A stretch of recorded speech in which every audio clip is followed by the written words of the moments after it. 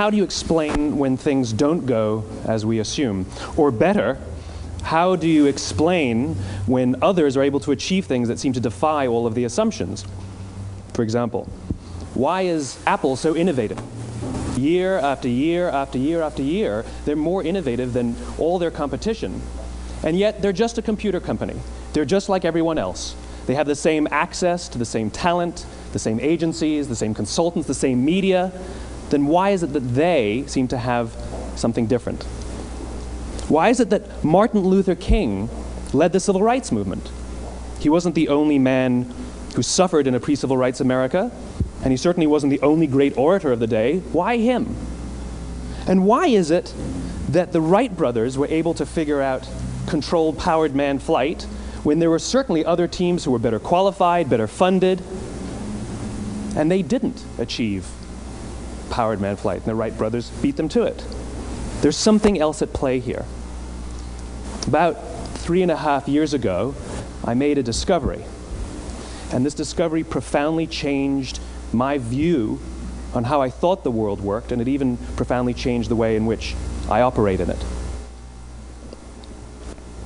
As it turns out, there's a pattern. As it turns out, all the great and inspiring leaders and organizations in the world, whether it's Apple or Martin Luther King or the Wright brothers, they all think, act, and communicate the exact same way, and it's the complete opposite to everyone else. All I did was codify it. And it's probably the world's simplest idea. I call it the golden circle.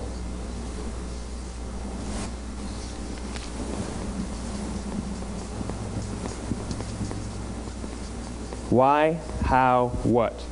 This little idea explains why some organizations and some leaders are able to inspire where others aren't. Let me define the terms really quickly. Every single person, every single organization on the planet knows what they do, 100%. Some know how they do it, whether you call it your differentiating value proposition or your proprietary process or your USP. But very, very few people or organizations know why they do what they do. And by why, I don't mean to make a profit. That's a result. It's always a result. By why, I mean what's your purpose? What's your cause? What's your belief? Why does your organization exist? Why do you get out of bed in the morning? And why should anyone care? Well, as a result, the way we think, the way we act, the way we communicate is from the outside in. It's obvious. We go from the clearest thing to the fuzziest thing.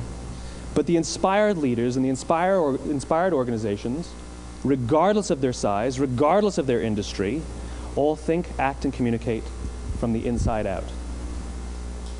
Let me give you an example. I use Apple because they're easy to understand and everybody gets it. If Apple were like everyone else, a marketing message from them might sound like this. We make great computers.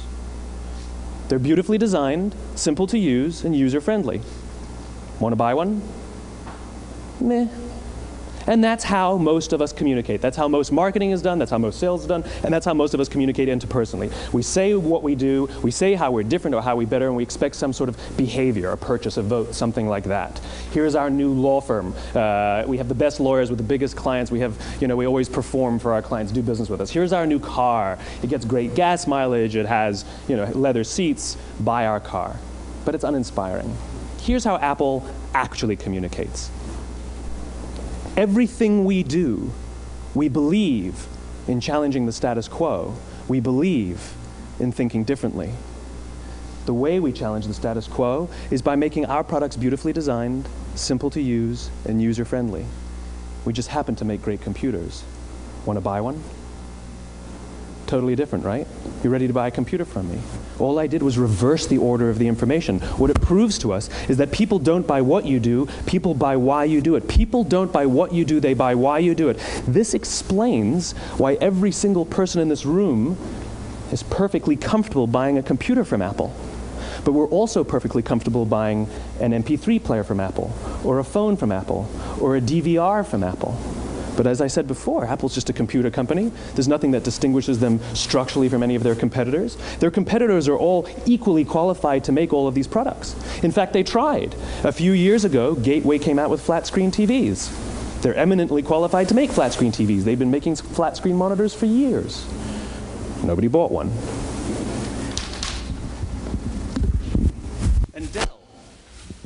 Dell came out with MP3 players and PDAs. And they make great quality products, and they can make perfectly well-designed products, and nobody bought one. In fact, talking about it now, we can't even imagine buying an MP3 player from Dell. Why would you buy an MP3 player from a computer company? But we do it every day. People don't buy what you do, they buy why you do it. The goal is not to do business with everybody who needs what you have. The goal is to do business with people who believe what you believe. Here's the best part. None of what I'm telling you is my opinion. It's all grounded in the tenets of biology, not psychology, biology. If you look at a cross-section of the human brain, looking from the top down, what you see is the human brain is actually broken into three major components that correlate perfectly with the golden circle. Our newest brain, our Homo sapien brain, our neocortex, corresponds with the what level. The neocortex is responsible for all of our rational and analytical thought and language. The middle two sections make up our limbic brains, and our limbic brains are responsible for all of our feelings, like trust and loyalty. It's also responsible for all human behavior, all decision-making, and it has no capacity for language. In other words, when we communicate from the outside in, yes, people can understand vast amounts of complicated information like features and benefits and facts and figures. It just doesn't drive behavior. When we communicate from the inside out, we're talking directly to the part of the brain that controls behavior, and then we allow people to rationalize it with the tangible things we say and do. This is where gut decisions come from. You know, sometimes you can give somebody all the facts and your figures, and they say, I know what all the facts and details say, but it just doesn't feel right. Why would we use that verb? It doesn't feel right. Because the part of the brain that controls decision-making doesn't control language. And the best we can muster up is, I don't know, it just doesn't feel right. Or sometimes you say you're leading with your heart or you're leading with your soul. Well, I hate to break it to you, those aren't other body parts controlling your behavior. It's all happening here in your limbic brain, the part of the brain that controls decision-making and not language. But if you don't know why you do what you do, and people respond to why you do what you do, then how will you ever get people to vote for you or buy something from you, or more importantly, be loyal and want to be a part of what it is that you do? Again, the goal is not just to sell people who need what you have. The goal is to sell to people who believe what you believe.